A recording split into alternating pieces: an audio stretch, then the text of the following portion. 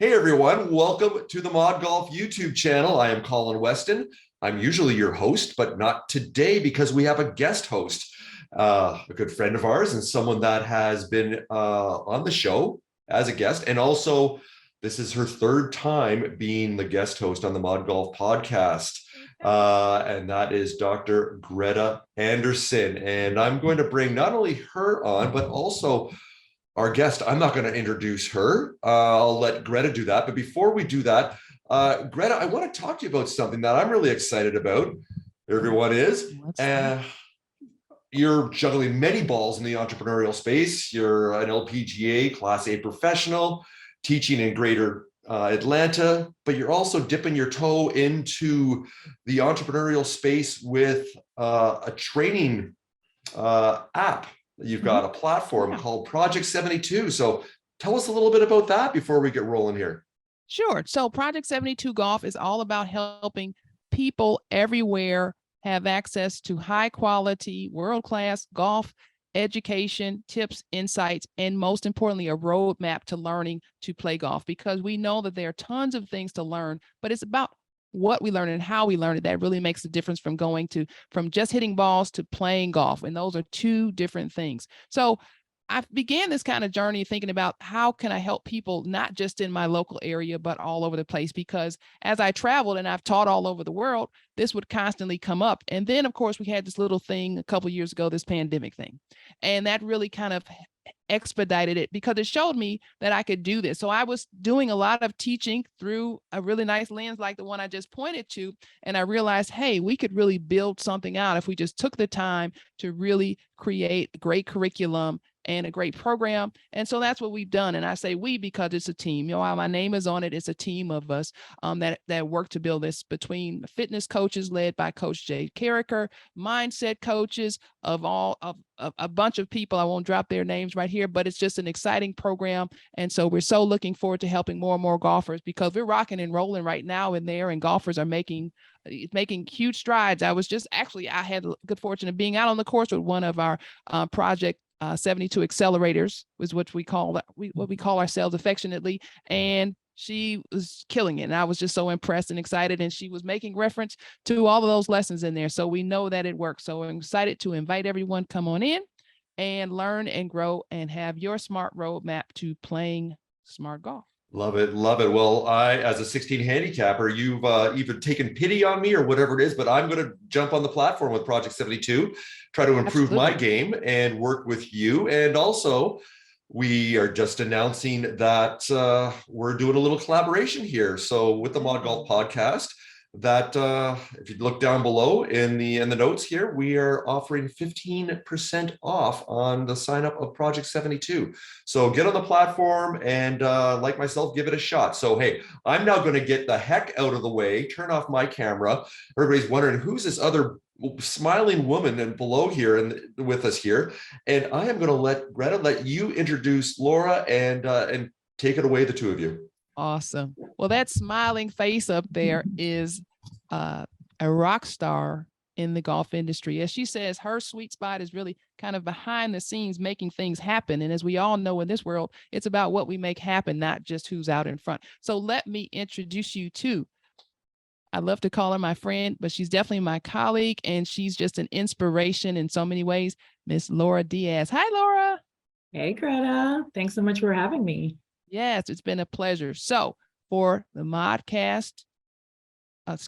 Mod Golf podcast audience, and those of you who may not be podcast listeners yet, but I'm going to encourage you to go over there and listen, because they're an amazing, I think they might be up to 150 episodes at this point. But even if you're not a podcast listener, today is a great day to become a fan.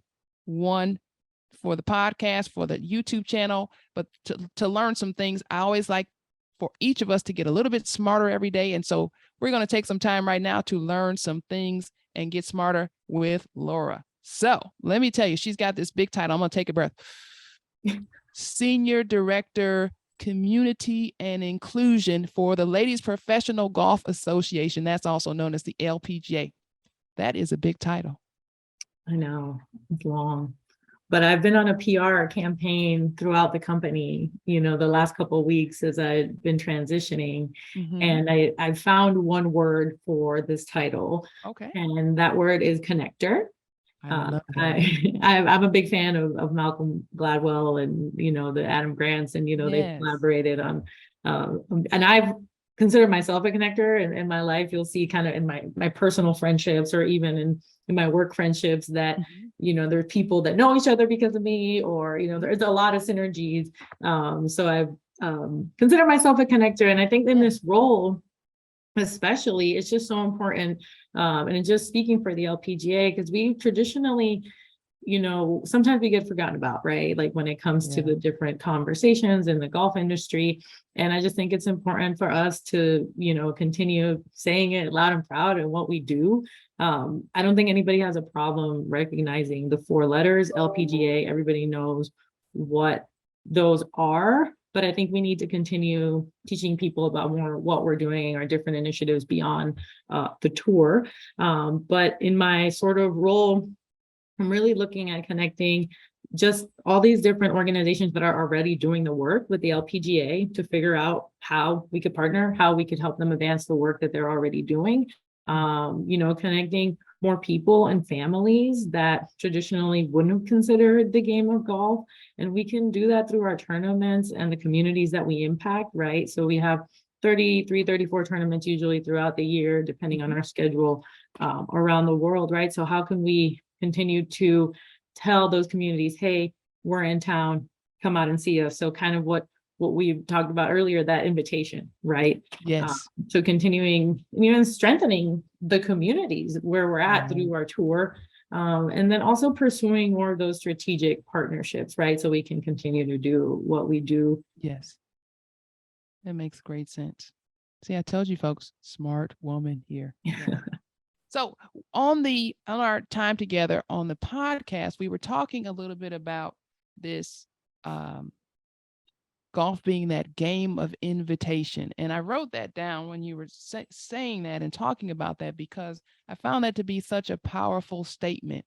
And again, for those who may not have yet had a chance to listen to the podcast episode, when you mention that phrase, can you kind of recap what you were talking about, and moreover, how we were discussing the evolution of golf as the game of invitation? Definitely. So, when I say that golf is a game of invitation, and I speak from personal experience, right? Like I got into the game because my dad would take my brother and I, out to play golf. And a lot of the stories of women, whether they're in corporate America or whether they're retired or whether they recreationally, traditionally, when you ask them how did you start playing golf, it was because somebody else invited them, whether there was a spouse, whether it was a friend. So I just think that right there is just a testament to how people get involved in the game. And it's just important for us and the people that are in the space already to keep that in mind, because sometimes we do get sort of accustomed to our groups, right? And our foursomes and the people that we play with every weekend, right? Or the people that we go on golf vacations with. So maybe sort of transitioning a little bit and being self-aware and saying, oh, well, maybe this time I'll do something with a friend of mine who's asked me before, because I've had friends who've said to me, hey, Laura, next time you go, give me a call or invite me. And you kind of debate like, oh, make time for the friends. So just being more intentional about making sending those texts, sending those phone calls. And like we talked about in the podcast, like thinking of the non-green grass spaces as golf, of the top golfs, 5-iron golfs, the simulator types of environments. I think that we need to think of those as golf, even mini golf. Absolutely. They have golf balls, they have clubs, they're doing it. Right. It's right. Right. And people there willing to make friendly wagers. I was at a restaurant and they had a little putting green, to keep people engaged and, while we're waiting for our tables.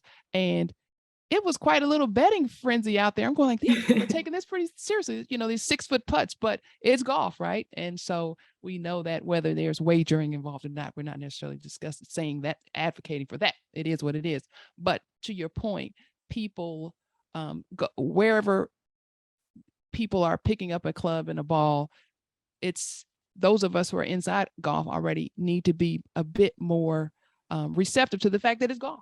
right? It's not necessarily out on the green grass, but it is golf, and we shouldn't even say but, and it is golf. And right? it is It's golf, kind and of a better that way of is, thinking of it. that's the way, right, that the game is moving. We're seeing it. right. We're seeing more young people just wanting to wear, a cool t-shirt and shorts and go out and play, right? And engage in the game and sort of come as they are, right? Correct. I was doing something, I was out running errands and I was on the way. Oh, I can hit some balls, without Exactly. having to worry about the whole transition. Exactly. I mean, even I don't know all the specifics of it, but even the adventure that Tiger Woods and Rory McIlroy are undertaking, I mean, there's no green grass involved there. I mean, they're talking about we're going to be in some buildings hitting balls and that type of thing. So I think that just kind of speaks to directionally where we're going, and obviously they're spending some time of kind of figuring this out because it's going to be a sizable investment, but we can see where the game is going. So just again, being more almost tolerant, right? That's really what we're talking about, being more tolerant and not so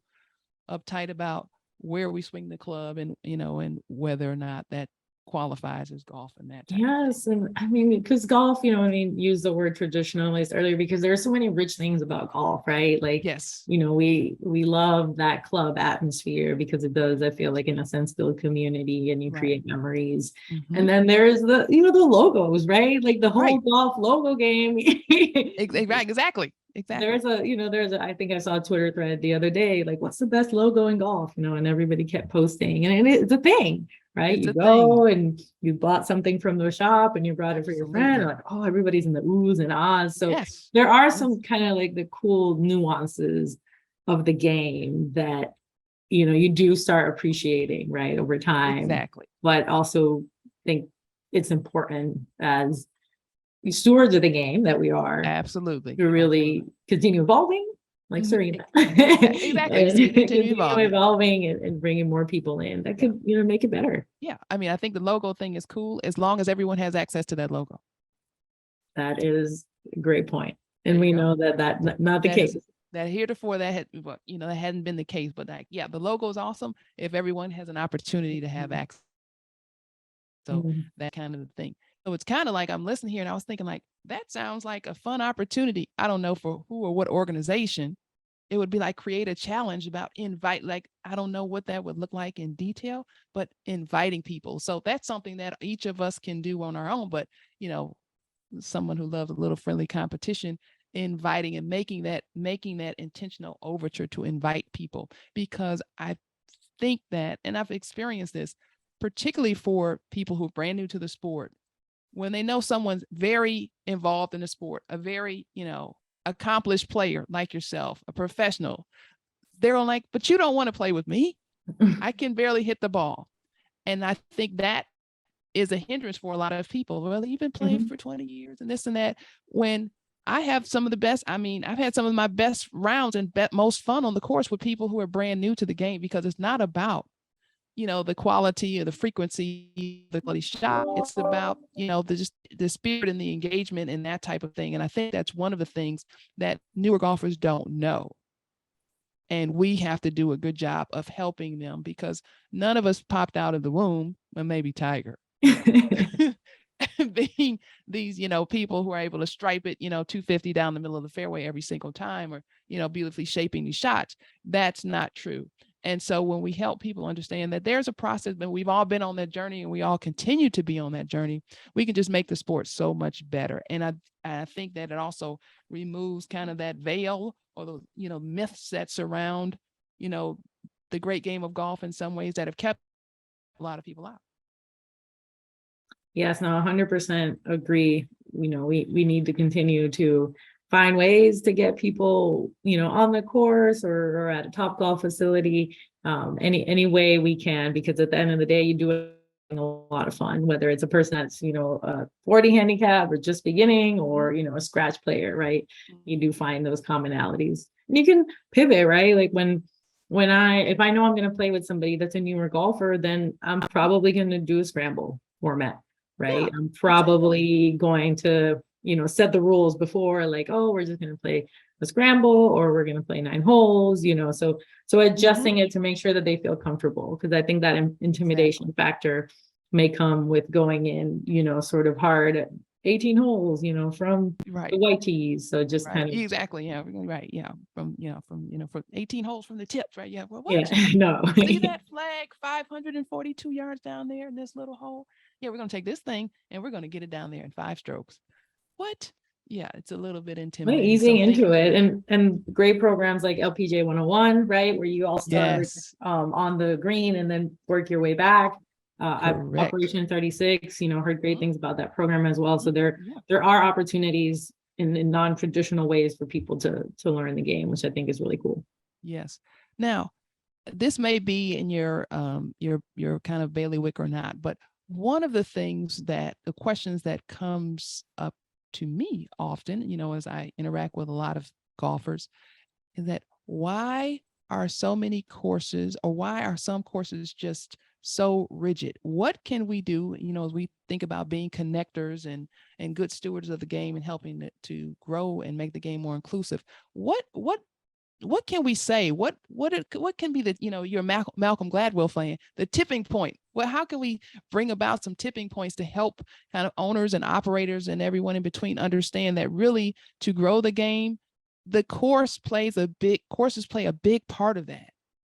Yes, and I mean, I think it all comes with leadership, because many of the times that, courses that are quote unquote rigid might be private clubs where they're, headed up by boards or committees. So, I think it's kind of starting from the top, right, at that leadership level, and really looking at, okay, I really need to bring in more women to my board. I really need to bring in more people of color on my board. And I feel like once that starts happening at the leadership level, at the clubs, we'll see more of the changes. I think the same could go for, whether it's LPGA or PGA teaching professionals. I know there's a lot of education. There are some guidelines for inclusive golf facilities that are around. So where professionals can make an assessment of what they Yes. have.